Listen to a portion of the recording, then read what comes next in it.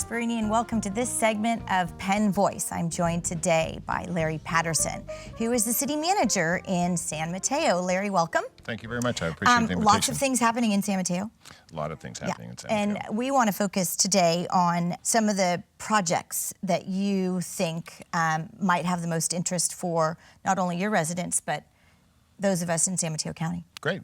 Yeah, I think there are both projects and programs that are going to be very important to the community. And we did some polling to try to gauge what the public was really interested in, and found that there are things like street repairs, potholes that really rank high on their list, maintaining our police services at a high level, trying to deal with our youth and make sure that they don't end up in gangs in their future.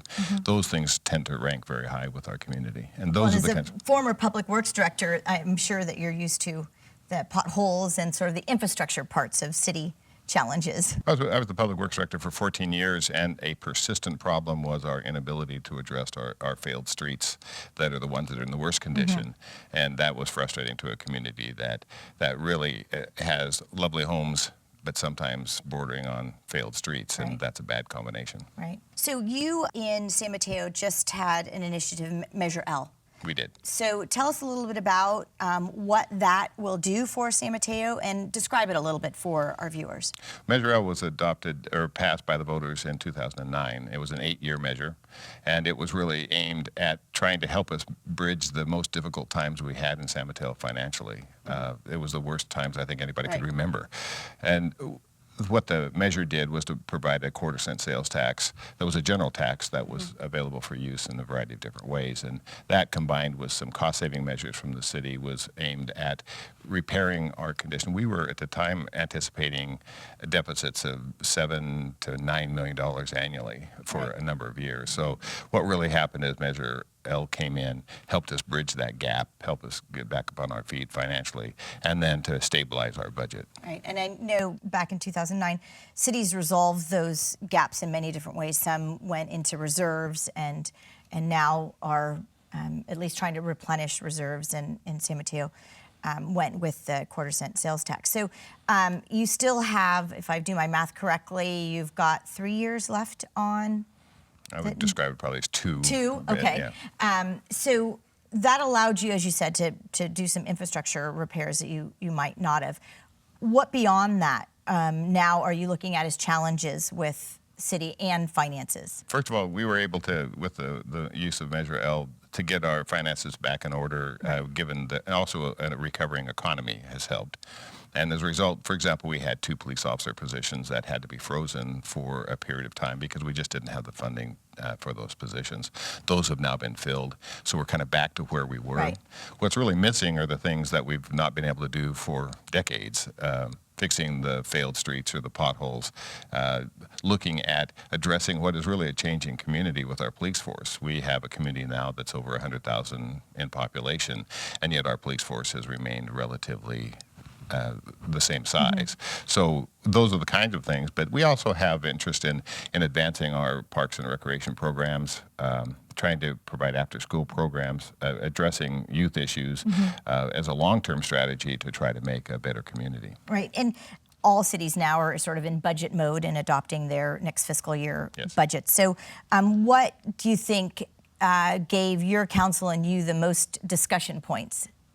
This was the first year that we really had a thorough discussion of our capital improvement program. It's usually a part of the budget that just gets adopted quietly and there's not a lot of discussion. But after I became city manager, I kind of identified that as an area where I think we had been probably not doing everything we could. The capital improvement program had traditionally been a 5-year plan that said, here are the projects that we're going to build over the next 5 years. Right, and you kind of keep delaying that 5 years because you never can do it. Well, we finished most of those projects on that list, but what we never defined was what wasn't on the list that should have been. Right. So we did a needs assessment that was beyond just the capital improvement program, and that identified, it was a little bit alarming, but it identified $360 million worth of improvements that we should be doing that we're not able to fund. Did that, your assessment at looking at capital improvement projects, did that match sort of what your community was saying we wanted you to maintain and provide and include in your next fiscal year budget? Yes, absolutely. We did not have money available to really address the failed streets and the pothole issue for the foreseeable future. And that lined up with what the community really felt was important. So we had this item that was not on the list. Right. The community really wanted it on the list, and that's the reason we're considering a measure to extend the sales tax beyond its termination date. And then, so the next fiscal year is going to be an exciting year. We think, all of us think, because we've got some positive things happening in the economy. We think it's going to continue to go. Is there anything that San Mateo is going to be able to do differently besides addressing infrastructures where you're able to vision forward and think, gosh, this would be something we've never done before, or this is something very innovative? I think another example would be if we had an ongoing funding source that we'd be able to address the needs in Central Park. We have a beautiful park in our downtown that is unique for the peninsula, and it hasn't been touched significantly in decades. We've done a master plan for that site and have some ideas about ways we can improve and enhance the park facility, but that's literally going to be tens of millions of dollars to try to complete that over a longer period of time. That's something that we can't do in our normal budget. That the reason we're going back and going to ask potentially ask the public to extend the tax is it allows us to do a long-term program like that, which really will take us potentially 10, 15 years to complete, but would have a reliable funding source to be able to fund that. That's not in our normal budget.